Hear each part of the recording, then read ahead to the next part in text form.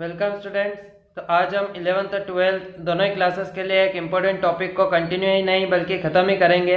Informal letters writing section का important topic है।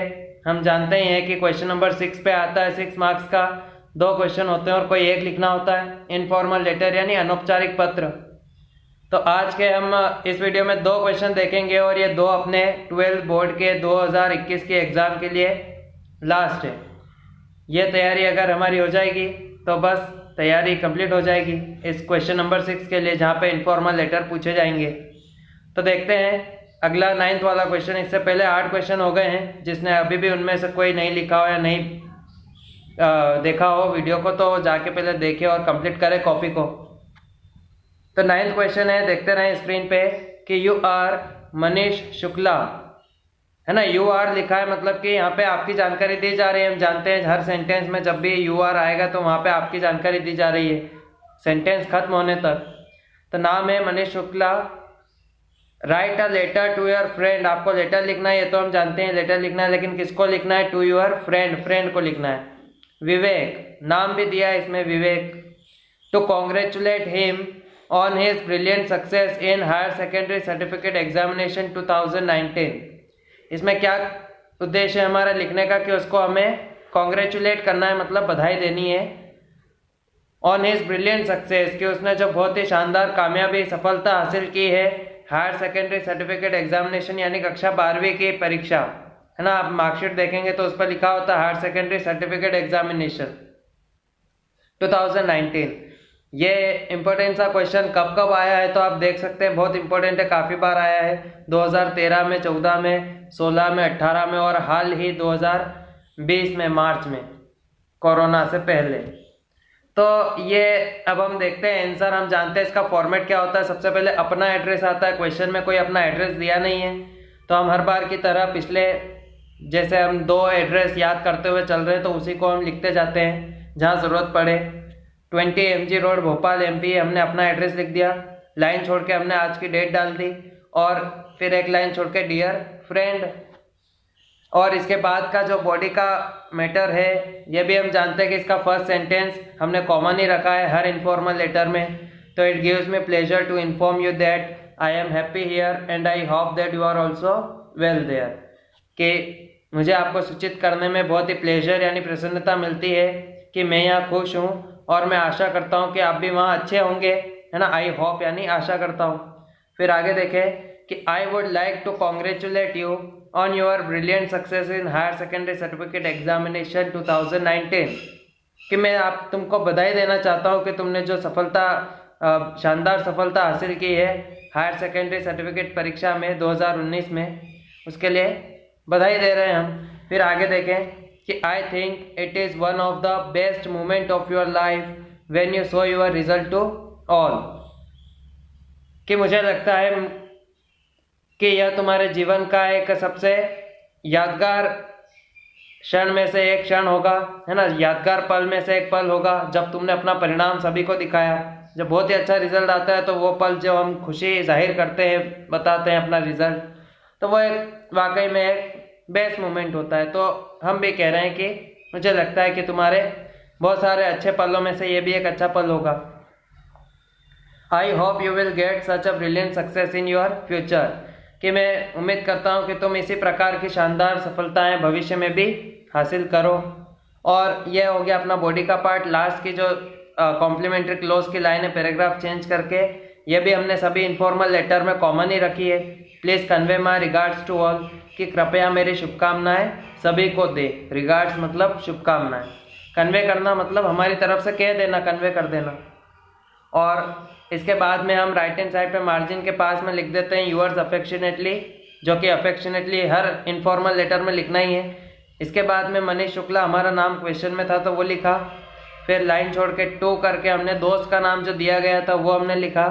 और क्योंकि दोस्त का सामने वाले फ्रेंड का कोई एड्रेस नहीं है क्वेश्चन में तो फिर मर्जी से लिखना ही है। MG रोड ऊपर हो गया तो नीचे जो चलता आ रहा है 32 नेहरू नगर इंदौर MP, ठीक है ना। तो जब भी कोई एड्रेस आपको लिखने की जरूरत पड़े तो ज़्यादा सोचना ना पड़े, हम इसीलिए बार बार एक ही चीज़ को देख देख के याद कर लें।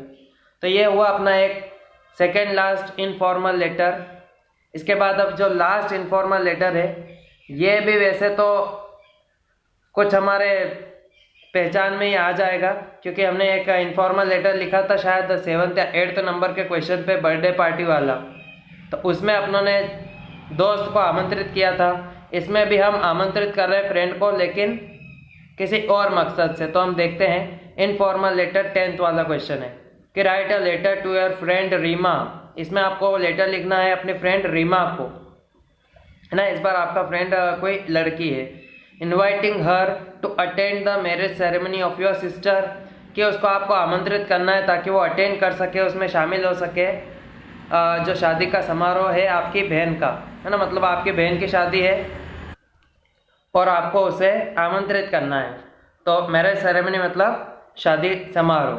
तो ये क्वेश्चन वैसे तो 2017 में एकमात्र बार आया है, लेकिन देख लेते हैं ये भी। इसमें जो बॉडी का पार्ट है जो हम जानते हैं, जो हमें लिखना होता है क्वेश्चन के हिसाब से, तो वो आपको काफ़ी कुछ बर्थडे पार्टी के क्वेश्चन जैसा मिल जाएगा, है ना, उसके आंसर जैसा। तो आप उसमें से भी मैच कर सकते हैं।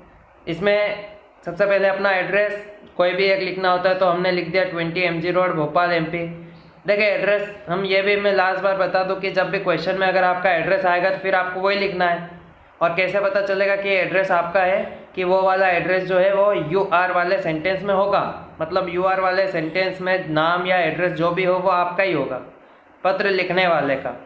इसके बाद अभी तो नहीं है तो हमने मर्जी से लिख दिया। फिर इसके बाद आप देखते रहे स्क्रीन पे कि आज की डेट लिख दी हमने, फिर एक लाइन छोड़ के हमने डियर फ्रेंड लिख दिया।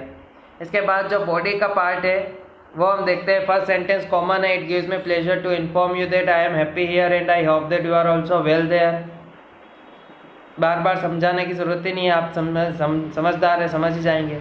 फिर आगे देखें कि I would like to invite you to attend the marriage ceremony of my sister on 22 September 2020।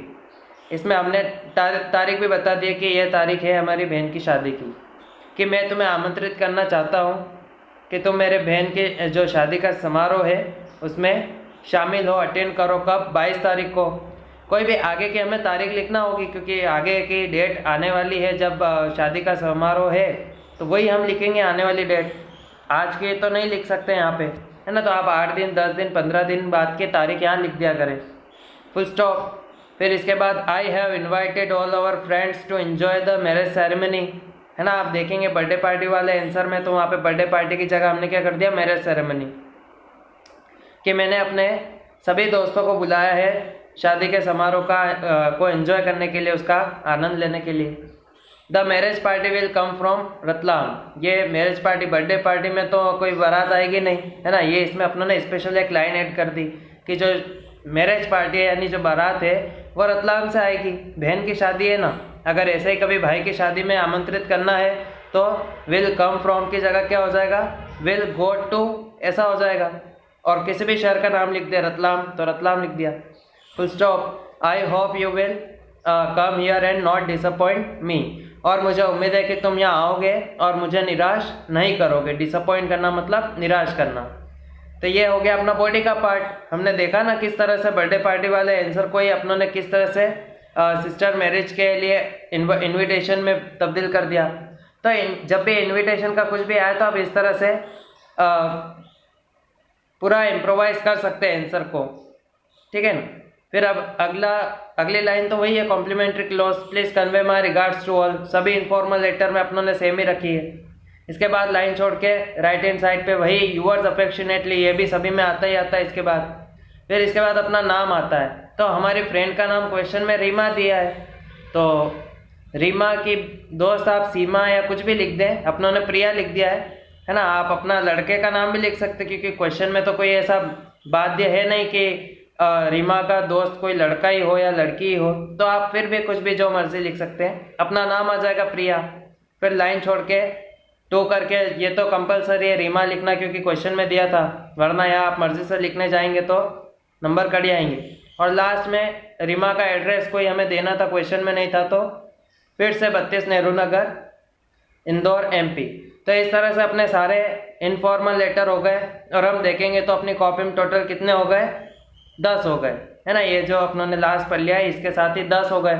तो अब इन 10 इनफॉर्मल लेटरों को आप अच्छे से पढ़े, याद करें।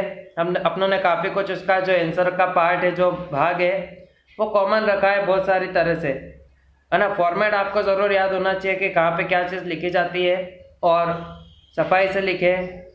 जहाँ लाइन छोड़ने की ज़रूरत है वहाँ लाइन छोड़े, capital letter, full stop, comma, हर बात का ध्यान रखें। तो आपको 6 मार्क्स पूरी तरह से मिल जाएंगे। और 6 मार्क्स मतलब 1% से भी ज़्यादा है, 1.2% है। तो इसमें हल्के में नहीं ले, आधा 1 नंबर भी कई बार मेरिट में आने से रोक देता है। तो फिलहाल तो इनफॉर्मल लेटर्स अपनों ने कंप्लीट किए हैं। इससे पहले हम काफ़ी कुछ क्वेश्चन भी कंप्लीट कर चुके हैं। रिपोर्ट राइटिंग कंप्लीट हो गई है, और नोटिस कंप्लीट हो गए, एडवर्टीजमेंट कंप्लीट हो गए, पोस्टर्स कंप्लीट हो गए, राइटिंग सेक्शन में काफ़ी चीज़ें हो गई, और फॉर्मल लेटर भी हम अगले वीडियो में कंप्लीट कर देंगे। अगली या फिर 2 वीडियो लगेगी। तो इस तरह से ये अपने इनफॉर्मल लेटर हो गए। उम्मीद है कि आपको सब कुछ अच्छे समझ में आ रहा होगा। कॉपी कंप्लीट करते रहें। तो ठीक है, मिलते हैं नेक्स्ट टॉपिक के साथ नेक्स्ट वीडियो में।